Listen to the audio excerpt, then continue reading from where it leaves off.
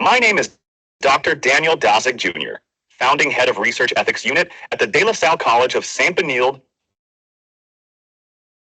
I am presenting findings from my research titled Evaluating the Role of Co-Living Spaces in Enhancing Resource Efficiency in Sustainable Urban Fabrics.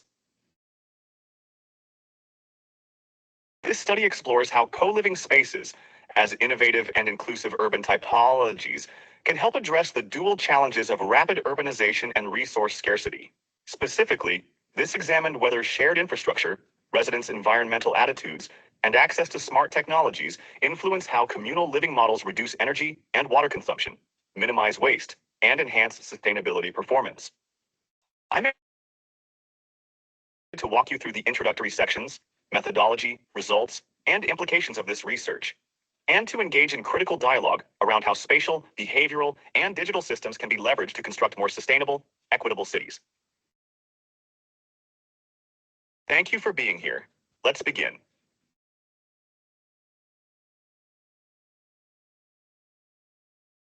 Urbanization has been expanding rapidly worldwide, posing significant challenges in ensuring efficient resource consumption and environmental sustainability. The demand for affordable housing solutions that align with sustainability objectives has led to the emergence of alternative housing models, such as co-living spaces. As such, co-living spaces or shared living arrangements where individuals or groups live together and share common spaces and resources have gained significant traction in recent years as a viable housing model in urban settings.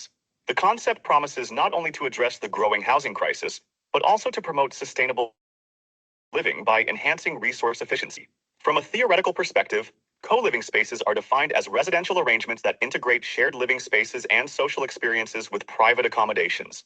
They emphasize communal interaction, resource sharing, and cooperative living dynamics. The theoretical framework for co-living emphasizes the blending of social, economic, and environmental sustainability principles. Technically, co-living spaces are designed with a combination of private units, bedrooms or small apartments, and extensive communal areas such as kitchens, lounges, and recreational zones. These spaces incorporate smart technologies, energy-efficient systems, and modular designs that facilitate resource efficiency and adaptability. Practically, co-living spaces are structured as managed residences with short and long-term rental options. Operators often provide services such as housekeeping, utilities, internet access, and organized social events, creating a flexible and cost-effective living environment. In Europe, co-living spaces emphasize cultural diversity and community integration. Models often include creative hubs that facilitate knowledge sharing and innovation. Cities like Berlin and London have well-established co-living communities that prioritize sustainability and shared resources.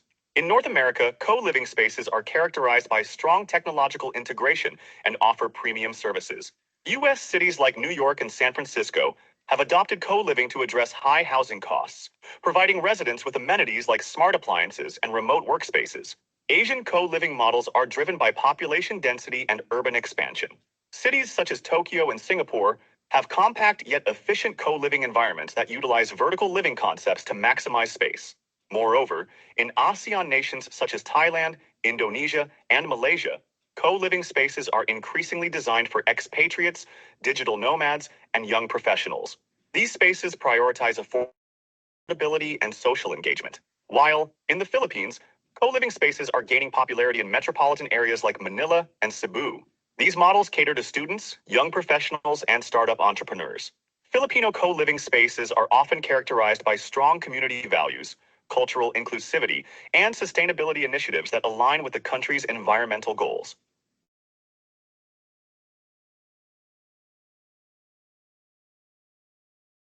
Despite growing recognition of co-living spaces as a sustainable housing model, there remains limited empirical evidence on their capacity to enhance resource efficiency. By analyzing these diverse models, this study explores how co-living spaces in the Philippines can incorporate best practices from international contexts while addressing the country's unique urban challenges. This study aimed at evaluating the energy consumption patterns in co-living spaces and traditional housing units. It was also pegged to assess the water consumption behavior in co-living spaces compared to traditional housing units, to analyze the effectiveness of waste management practices in co-living spaces. To determine whether shared infrastructure, e.g., centralized energy water systems, mediates the relationship between co-living arrangements and reduced energy water consumption. Furthermore, the study was hinged to determine whether residents' environmental attitudes moderate the impact of communal living on waste reduction practices, and whether access to smart technology, e.g., automated monitoring systems, moderates the effectiveness of co-living spaces in promoting resource efficiency. This study employed a quantitative research design using descriptive correlational research design and structural equation modeling. Data were collected from 10 co-living spaces and 10 traditional housing units in major cities across the Philippines. Respondents comprised of 385 randomly sampled included residents, property managers, and sustainability officers. To ensure data reliability and accuracy, responses were triangulated with utility records, and thus were analyzed using statistical tools. To ensure internal consistency of measurement constructs, Cronbach's alpha reliability tests were performed on 3 major latent variables. Results showed excellent reliability scores as described in the Table 1. To test the hypotheses concerning mediation and moderation effects, a 2-stage modeling approach was undertaken. For the mediation model, Barron and Kenny's 1986 causal steps were followed, wherein co-living arrangements, independent variable, predict shared infrastructure, mediator, and both predict energy use per capita, dependent variable. For moderation, interaction terms were constructed between co-living arrangements and each moderator, environmental attitudes, smart technology access, to predict waste reduction practices and effectiveness of co-living spaces, respectively. The models were estimated using ordinary least squares, OLS, regression. All constructs were standardized, and multicollinearity was tested using variance inflation factors, VIF 2.5. Model fit and effect size, R2, were assessed. The mediation model showed high explanatory power, R2 has 0.877, while the moderation models presented statistically valid main effects and one marginally significant interaction, smart tech.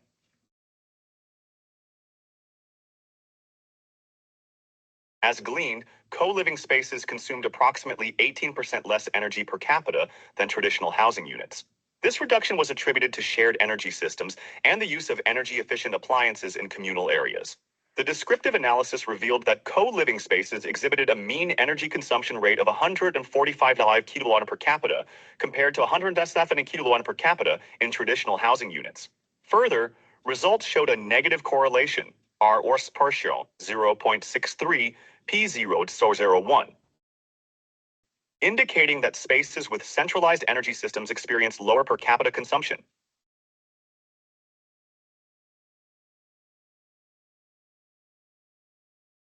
On the water consumption behavior, in co-living spaces, compared to traditional housing units, co-living spaces demonstrated 23% lower water consumption, 60 liters per capita, compared to traditional housing units, 78 liters, as shown in Figure 3.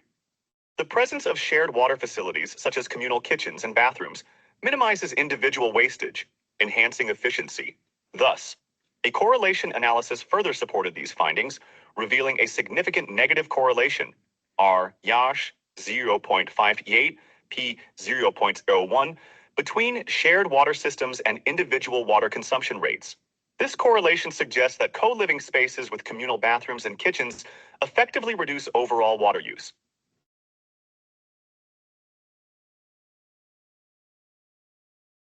On the other note, co-living spaces reported to have achieved a significant reduction in landfill waste, a 58% recycling rate, and a 22% composting rate.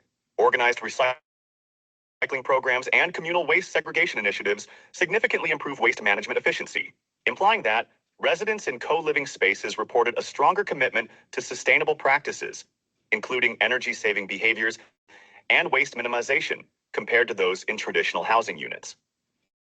Moving forward, Figure 6a shows a positive relationship between co-living arrangements and shared infrastructure ratings, indicating that increased participation in co-living correlates with more centralized systems. Similarly, Figure 6b shows that greater shared infrastructure coverage corresponds with lower average energy use per capita.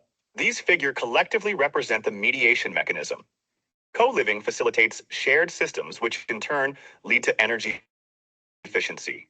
Furthermore, mediation by shared infrastructure was found to significantly mediate the effect of co-living on energy use per capita, as shown in Figure 7. The indirect pathway from co-living to energy reduction via shared systems reveals robust structural influence. The direct effect of co-living on energy use, controlling for the mediator, remained statistically significant. Coefficients 0.9465 p0.01. This validates that shared infrastructure plays a crucial mediating role in explaining how co-living arrangements reduce energy use. On the moderating effect of residents' environmental attitudes to the impact of communal living on waste reduction practices, it can be gleaned that although both co-living arrangements and residents' environmental attitudes emerged as individually significant predictors of waste reduction, P0 or 01, the interaction effect between these variables was statistically non-significant, P on Zuxio 313. This suggests that environmental attitudes do not meaningfully alter or enhance the relationship between communal living and waste minimization practices. The interaction is statistically flat, suggesting behavioral disposition alone may not be sufficient.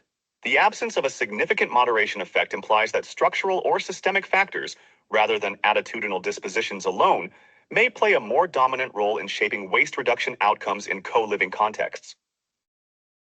And lastly, on the moderating effect of access to smart technology to the effectiveness of co-living spaces in promoting resource efficiency, the scatter plot in Figure 9 compares two groups based on their access to smart technology: high, above 4.5, and low moderate, 4.5 or below. Each regression line captures the trend of how co-living arrangements relate to perceived effectiveness across smart tech access levels. High smart technology users show a steeper positive slope, suggesting that enhanced tech access correlates with better outcomes. There is marginal evidence that access to smart technology moderates the effect of co-living on resource efficiency. While the interaction is not statistically significant at the conventional 0.05 level, the trend suggests that co-living may be more effective in improving outcomes when smart technologies are available. To conclude, the results indicate that co-living spaces offer substantial benefits in terms of resource efficiency. Secondly, reduced energy and water consumption coupled with improved waste management highlight the potential of co-living as a sustainable housing model. This study provides empirical validation for the structural efficacy of co-living arrangements in promoting resource efficiency, particularly within the context of sustainable urban development. Through rigorous mediation and moderation analysis, the research demonstrates that shared infrastructure plays a crucial role in translating co-living configurations into measurable energy and water savings. The presence of smart technologies, while only marginally significant in statistical terms, emerged as a promising moderator, highlighting the potential for digital augmentation to amplify the environmental benefits of communal living. By contrast, environmental attitudes did not significantly moderate the impact of co-living on waste reduction, indicating that systemic enablers may outperform individual-level behavioral intentions in driving ecological outcomes. Looking ahead, the significance of these findings highlights the potential for policymakers to integrate co-living models into sustainable urban development strategies. By promoting co-living spaces with shared resource systems, urban planners can improve environmental sustainability while addressing the increasing demand for affordable housing solutions in densely populated cities. This study contributes to the growing body of research on sustainable urban development by providing empirical evidence on the resource efficiency of co-living spaces. The findings emphasize the need to integrate co-living models into future urban housing strategies to achieve sustainable development goals. Thank you very much, and looking forward for your engagement and insightful comments.